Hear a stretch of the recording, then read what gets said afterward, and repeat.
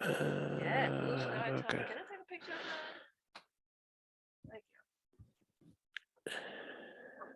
Thank All right. you. Just do this so that she knows that All right. Hello. Hello.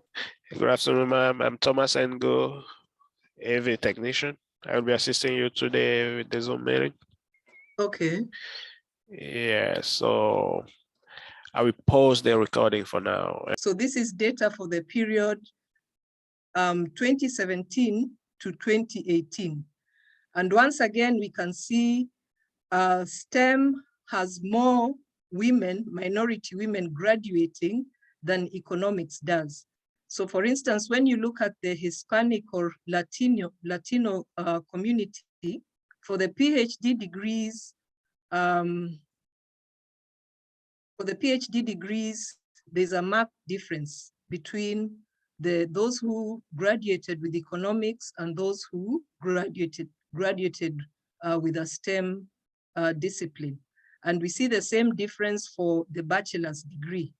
And then when it comes to Black or African American, we also see the disparity for bachelor's degrees and also a disparity when it comes to the PhD degrees.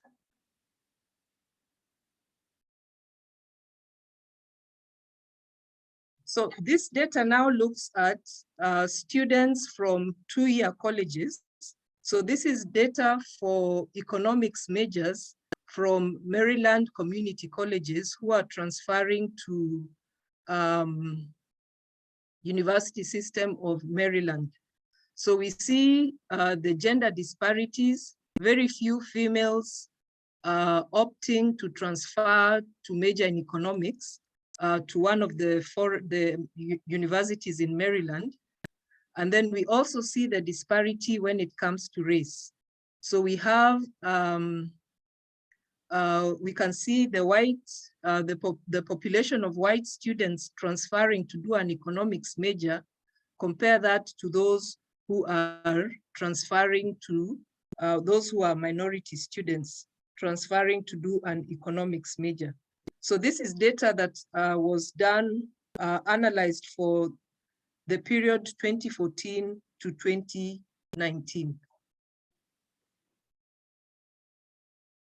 And then the next thing, the next question is, who is working as an economist?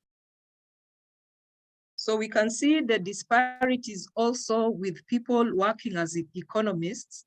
The first one gives us the differences when it comes to the Federal Reserve Bank. So the Federal Reserve Bank is significant. Let me just go back to make sure I didn't skip a slide. So the Federal Reserve Bank is significant because this is the centerpiece of economic research in the US, and its work influences a lot of policy that has implication for minority groups. So we see the differences in people working at the Fed. First of all, we can see women make up probably 25%, and then minorities also make up only 25% of those working at the Fed. And then other institutions which hire economists, we see the same pattern being repeated. So here we have different federal agencies, and from the names of these different federal agencies, we can, it gives us a picture of the kind of economic policy that is impacted by these agencies. So for instance, looking at the data, we can see the Department of Agriculture, the number of men or males compared to the females. And then we also see a stark difference when it comes to the Treasury Department, comparing the male and the female. And that is mirrored in all of the agencies. Probably Human and Health Services and the Congressional Budget Office show some amount of diversity. And then the same federal agency is now comparing minority and non-minority groups. Once again, agriculture, there's a big difference between minorities and non-minorities. So the minorities are very few. And then the same thing with transportation, Environmental Protection Agency, the Federal Trade Commission, the Congressional Budget Office, and so on. So for each of the federal agencies, what stands out is that the number of minorities in the population is way lower than the number of the non-minorities holding positions as economists. So this takes us back to what history tells us. So in this case, I introduce Dr. Alexander, Sadie Alexander. So Dr. Sadie Alexander was the first woman economist to get a PhD in economics. So she was the first African-American woman to earn a PhD in economics. And she was the second African-American woman to earn a doctorate degree in economics. So she earned her PhD from the University of Pennsylvania in 1921. And what is the sad part about it is that when she graduated, she applied for positions as an economist, but everywhere she applied turned her down because they refused to hire her simply because of discrimination.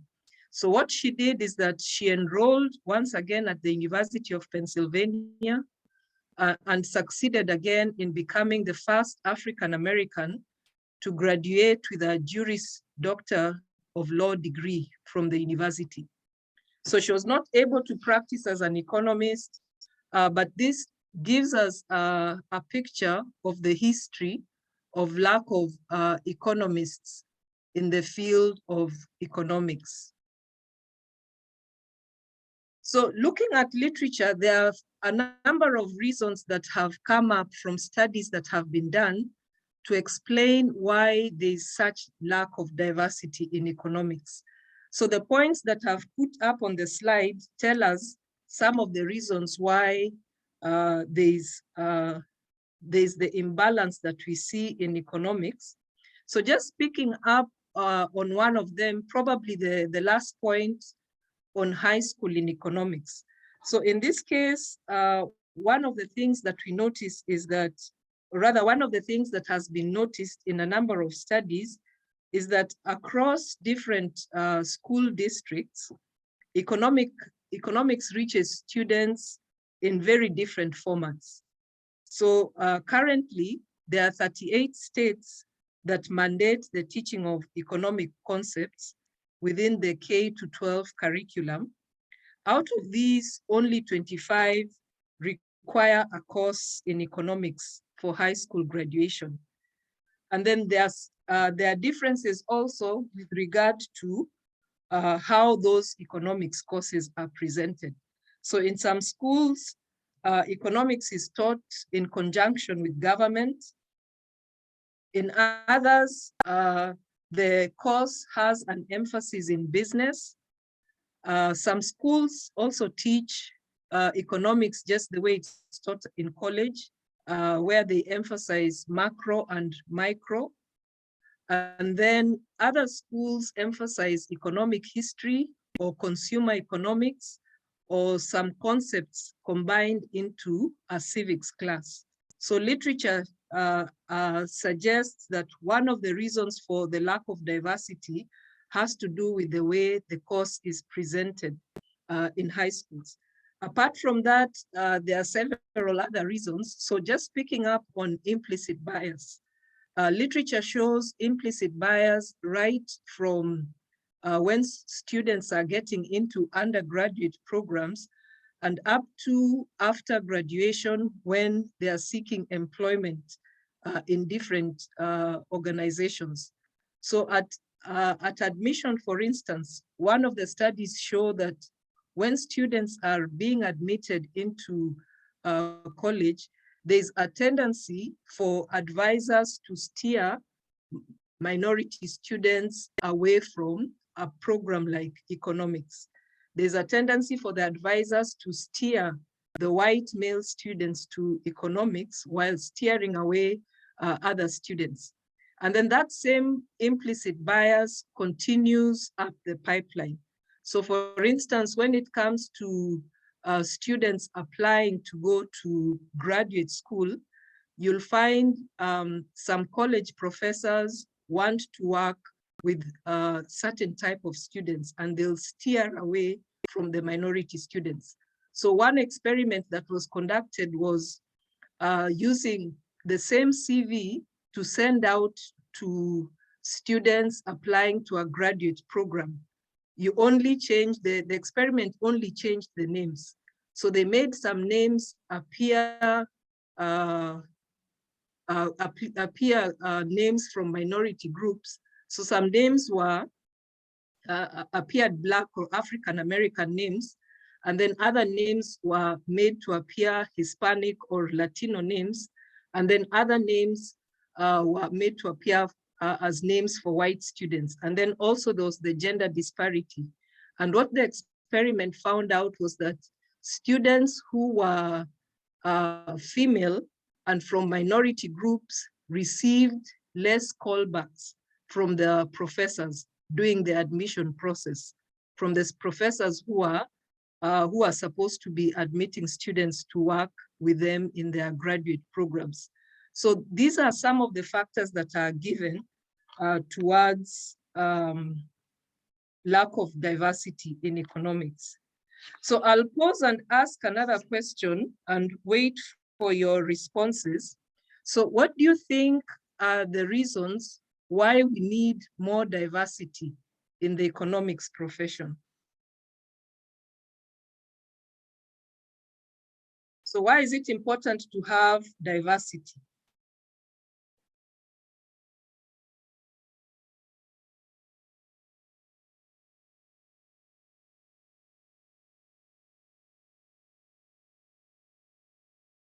Anybody wants to give it a try? Yes, different perspectives. Any other reason why we need to have diversity in economics?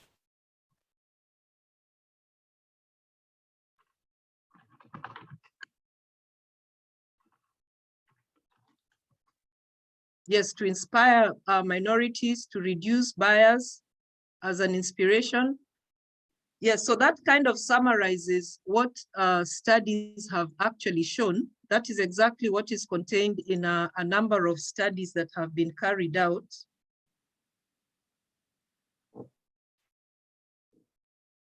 So these are some of the points that have been listed to show the need for diversity in the profession, which kind of covers everything that has been posted in the chat. So I'd just like to summarize it with this quote from William Spriggs. So William Spriggs is an economist at Howard University, and he sums up the racism that is observed in economic policy due to lack of diversity. So without diversity, or rather, economic policy benefits when it is informed by a diverse perspective. If you just have one population group that is left in charge of economic policy, we are likely to focus on certain problems, and we are likely also to limit the solutions to some of those problems. So diversity changes the problems that are seen as important, and it also changes the solutions to those problems. So William Spriggs gives a good summary of the impact of lack of diversity. He says, if you start with a model that has race as exogenous, race differences cannot be objectively approached. The model begins with a fallacy that assumed racial differences as a natural order.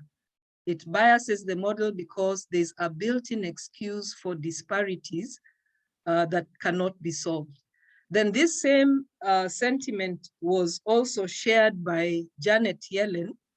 So Janet Yellen was the first woman to be appointed as chair of the Board of Governors of the Federal Reserve Bank.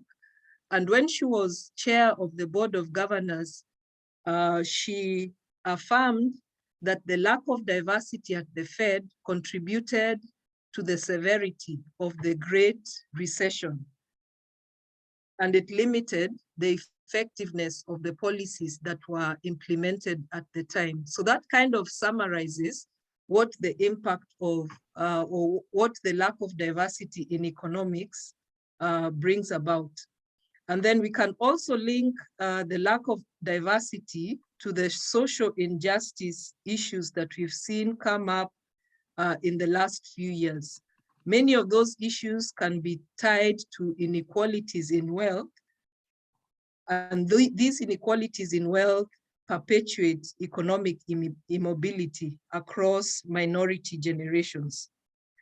So the next session just highlights some of the areas where we see economic policy, neutral or race neutral economic policy impacting minorities disproportionately. So here we start off with the wage gap. So we see the wage gap when it comes to gender. You see for every level of education, women are earning less per hour compared to men. And then the same thing when we look at race, the wage gap when it comes to race. Minority groups, that is Blacks and Hispanics, are earning less than their white counterparts. And this is also showing us that obtaining an education, even in the case of advanced degrees, doesn't close the wage gap.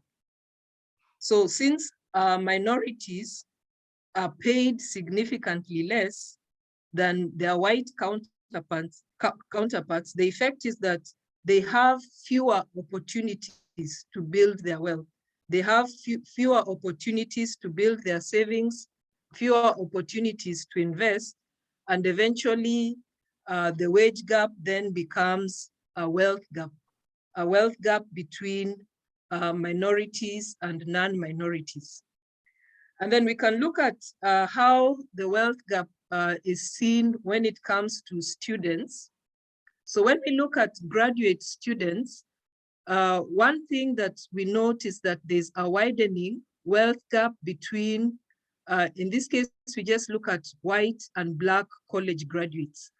So the data is showing us that 84% of Blacks who graduate from four-year colleges have debt, whereas only 68% of the whites who graduate from four-year colleges have debt.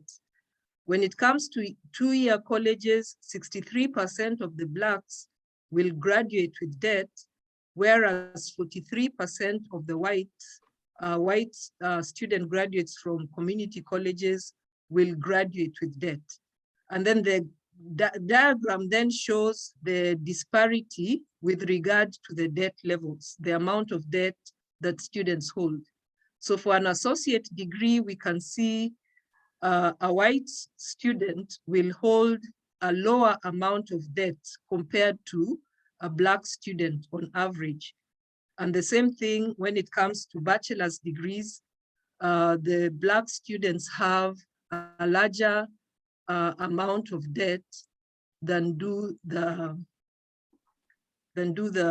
white students. So just picking up on some areas where we see the impact of neutral policies, race neutral policies, one of the areas we see this is in the case of the CARES Act. So maybe I can pause here and just ask the question I have at the bottom here. What does the acronym CARES in the CARES Act stand for? So does anyone remember?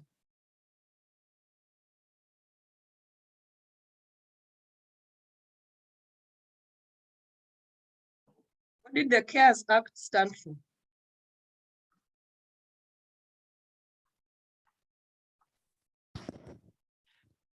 communication, airway management, religious rituals, emotional support, and self-care. Not that. C was for consumer. No, C was not for consumer. When was the CARES Act passed? I didn't.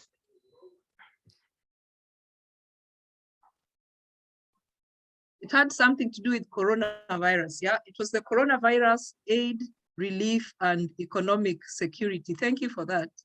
So that's what the CARES Act was. Remember the checks that households were getting when the economy had shut down. So we can use that as an example to show the impact of a race-neutral policy, a policy that doesn't look at the differential effects of different community groups.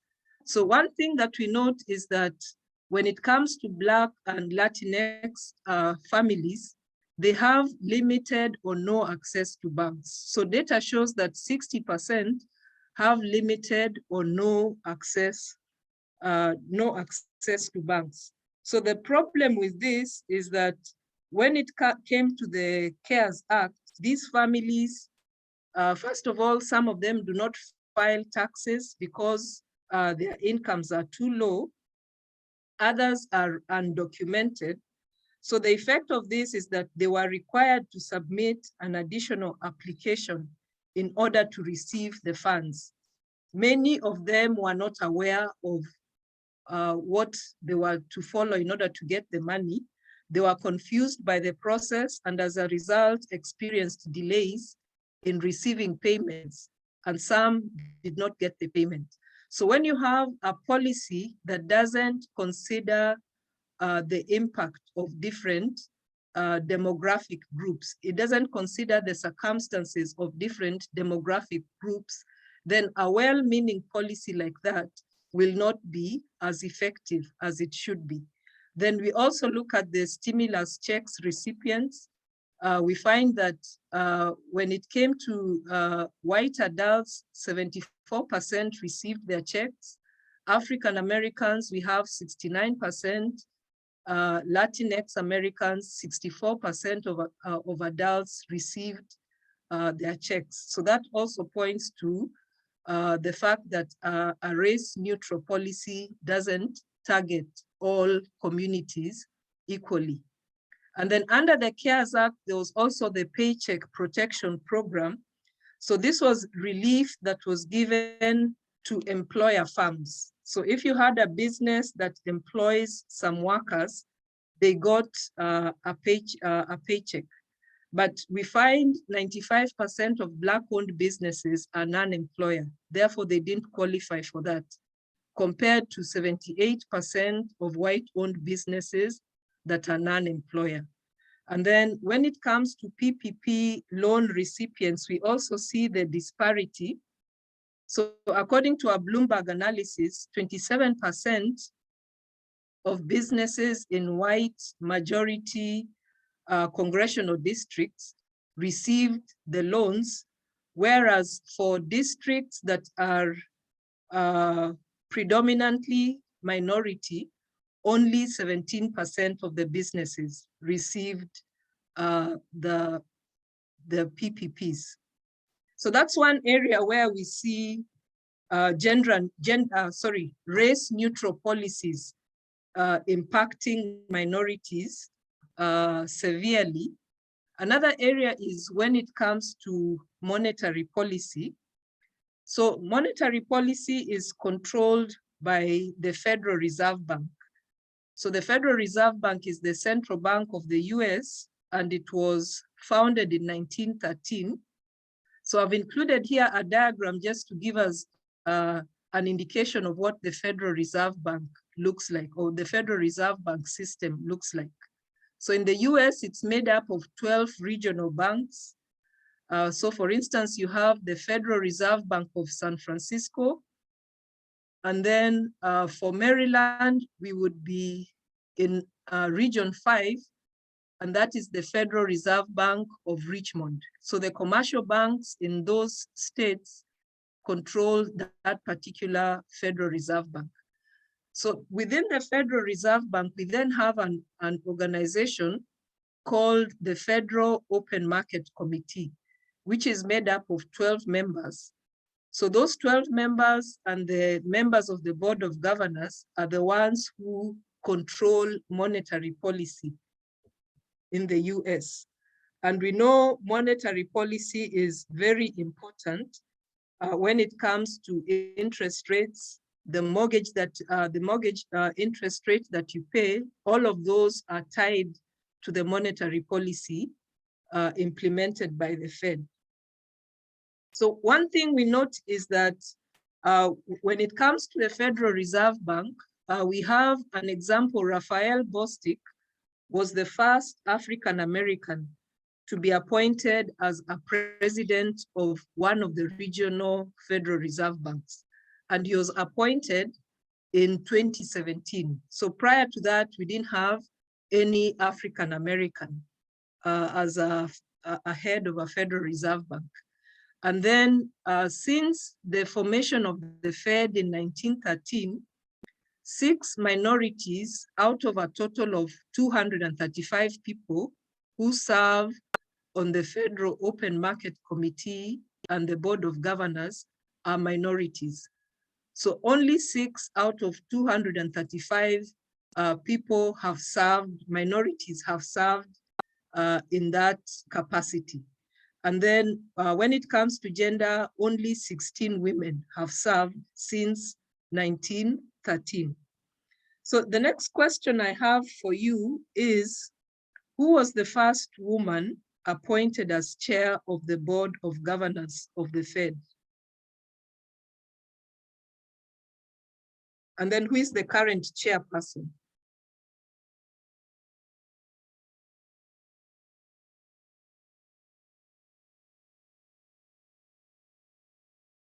Yes, we have Janet Yellen. And we have Jerome Powell. So Janet Yellen was appointed by, thank you for that. We have Janet Yellen who was appointed by Obama. And she was appointed by Obama, and her term came to an end 4 years later when President Trump was president, and he opted not to renew her term. So she only served for 1 term. A president can serve for 2 terms. And when Trump appointed Jerome Powell, when his term came to an end, Biden recently renewed his term so that he can serve for a second term.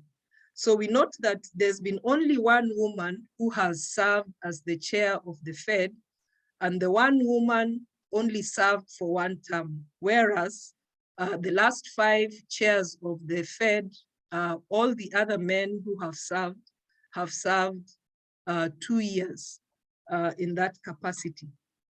So just looking at the composition of the Fed, we saw how it is lacking in diversity. So when the Fed is lacking, it lacks in the range of perspectives. It also lacks in life experiences, because the leadership is just made up of 1 category of the population group. So because of that, there's always the likelihood that the Fed stands to miss crucial information when coming up with economic policy. And we have examples that we can show to see how the composition of the Fed has impacted minority groups disproportionately. So for example, there's the limited access to credit for minority groups. So we find that majority Black and Latino or Hispanic neighborhoods have fewer options when it comes to financial services. And then also discriminatory practices have resulted in minorities facing higher interest rates on loans. And that takes us back to the financial crisis with the subprime mortgages which disproportionately affected minority groups. Apart from that, we also find Black-owned businesses, minority-owned businesses generally find it harder to access credit than their white counterparts. And then data also shows disparities in banking fees.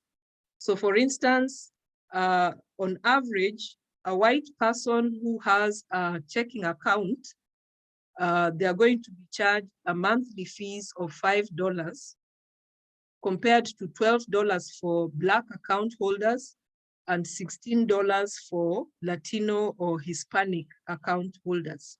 So the data is showing that there are disparities in just the fees that are charged to different racial groups.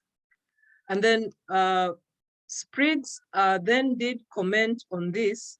And one thing that Spriggs noted is, due to the lack of diversity at the Fed, when the subprime mortgage crisis began, it began by affecting minority groups much earlier than it have impacted the general population.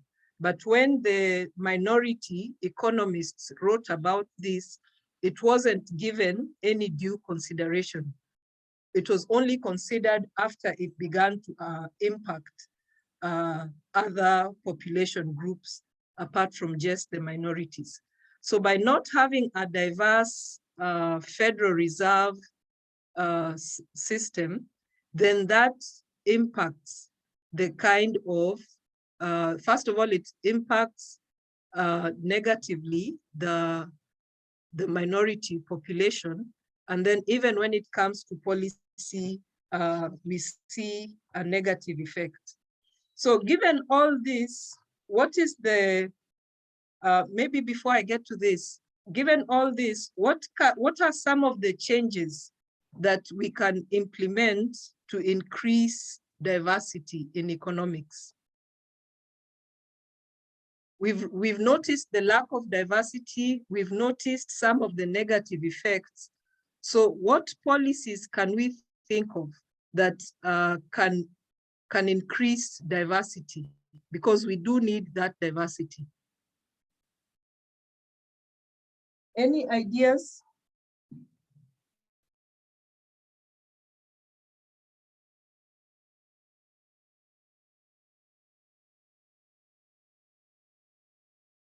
Maybe a first step in trying to increase diversity in economics, the first step is actually to advertise to high school students as well as to undergraduates that economics is a relevant course, and also what are some of the implications of lack of diversity.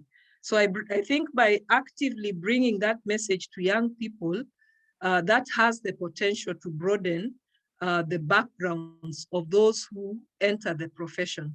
So maybe 10 years down the line, you'll have a better representation of diversity in economics. So one of the main policies that we have, one of the main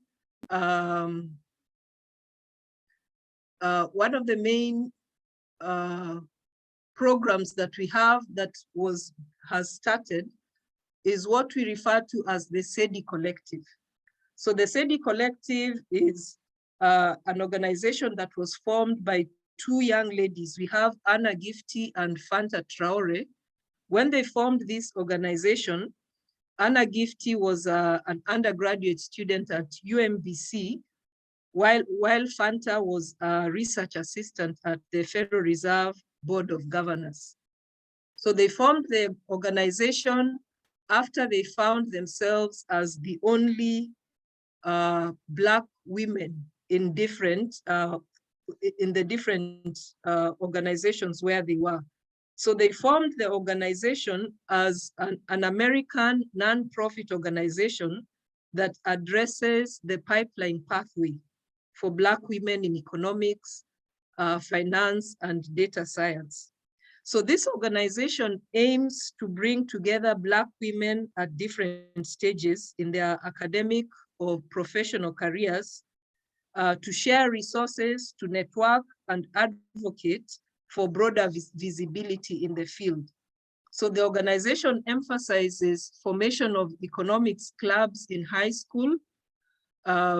Students can form a club by sending an email to that email address, and the organization then supports that particular club. It gives them the resources that they need to be able to educate students on economics. Apart from the students' clubs, the SEDI collective also carries out mentorship programs annually. They have a conference reception where the high school and college students meet up with mentors from the profession who help them refine their research and make presentations. And then the SEDI collective also offers some fellowships to those students.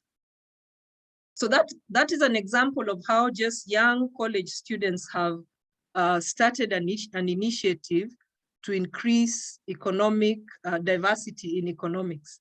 Then apart from that, at PGCC, we now have the Economics Summer Academy. So this is something that we introduced in our department, that is business and entrepreneurship last year.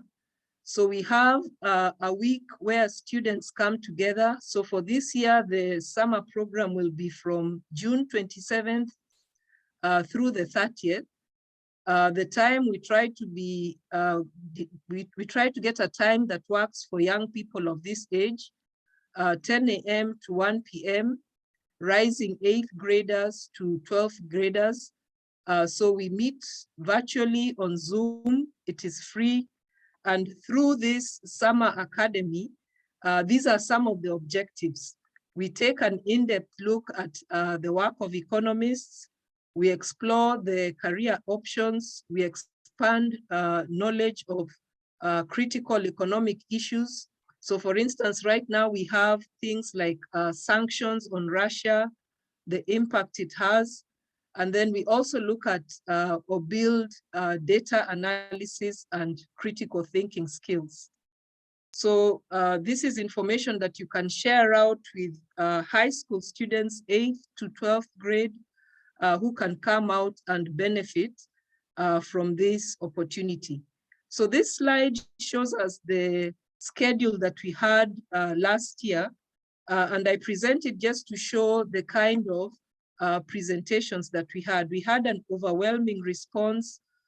We had economists from Congressional Budget Office, the Federal Reserve Bank, Bureau of Economic Analysis, the Department of Health and Human Services.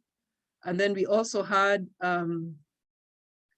Dr. Benjamin was from the Department of Health and Human Services. And then we had Dr. Bakari, a Howard graduate from the FDIC. And then apart from that, other guest speakers were from University of Maryland, a graduate from University of Maryland, and a student at UMBC, as well as PGCC, sharing their experiences as economists. And then finally, just to finish off my presentation, this gives us a glimpse of what an economics major looks like. So for any economics major, you're going to have introductory courses. Those are courses that we also offer at the community college level, principles of macro and microeconomics. And then when you move on to our 4-year institutions, there are the upper level courses, and then there are also the concentrations. And the concentrations show us how diverse the discipline is. So you can pick to do labor economics, international economics, health economics, and the list is longer than this. You can also pick to do money, banking, and finance. And one thing I can mention is that we'll be starting a new course, Money, Banking, and Finance, which will be a general ed social science elective. which can transfer as a general ed course. So this will be an interesting course that covers financial markets, financial institutions, look at to analyze different financial policies and look at different financial instruments. So that's what an economics major would look like. And in some institutions, it's economics is presented as a Bachelor of Arts degree.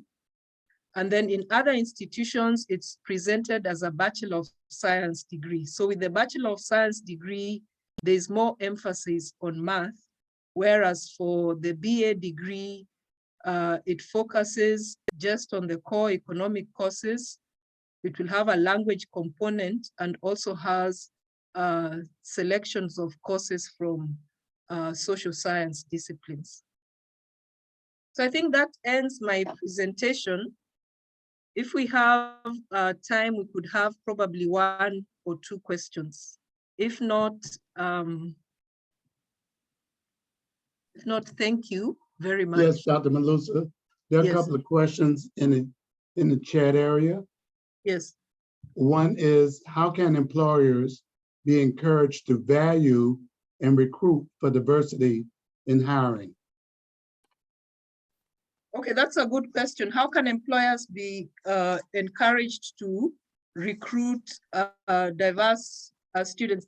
I think one of the things is it's important for, first of all, the organizations to actively seek for minority students and establish policies that ensure that there are positions specifically for minority students or for minority graduates. And one of the things we've seen such policies being established, for instance, with the Federal Reserve Bank. But even just going through literature, you find the policy is there, but subsequent recruitments are only of non-minority. So for instance, when Jerome Powell took over, during his confirmation, he insisted he was going to promote diversity. But subsequent to that, the next set of hirings that were seen in the Federal Reserve system were all of non-minority. So I think it's important for organizations to deliberately seek the minority students. The argument sometimes is that those students are not there, but the data shows we have students graduating in economics. So if you have the organizations put in place policies, then that could help increase diversity. Thank you. Any I do other not- questions? I don't see any more in the chat area. Okay, so thank you so much for attending the presentation. I would like to encourage you to share the information, particularly our economics summer academy that's coming up. It's a time where 8th graders, rising 8th graders to 12th graders can be introduced to the discipline of economics, and they can have time to just create networks with people in the profession. Thank you.